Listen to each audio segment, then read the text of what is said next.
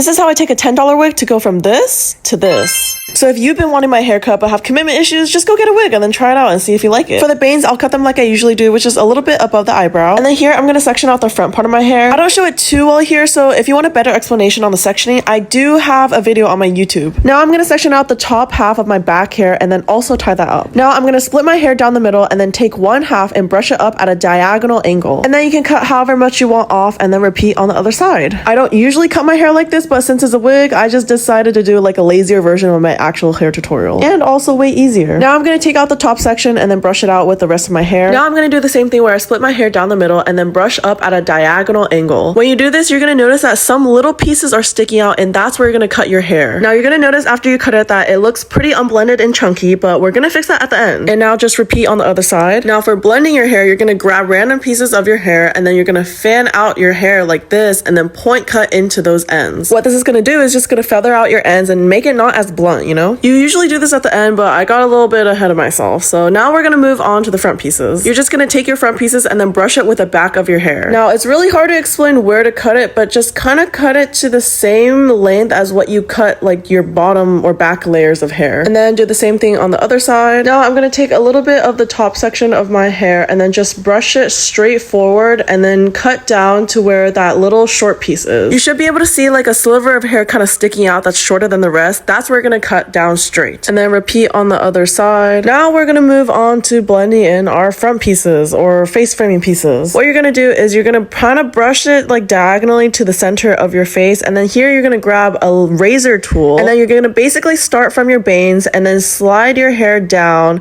I could have used a lot more force, but I was just being gentle just to be careful. I ended up doing this a lot more times because I wanted it to be shorter every single time. And then I started looking at parts where it was uneven, like this part it was really short and then really long for some reason, so I just used my razor and then feathered it out. And then to blend it more, I'm just going to take random pieces and then kind of drag my razor down just to feather it out even more. So now this is what blended versus unblended looks like. And then this is my hair unstyled. Now for the styling part, I just styled it like I usually style my hair, but with the wig it's a little bit weirder because for some reason it doesn't hold curls. So what I had to do is I just heated it up first, and then it only holds the curls once you hold it in place.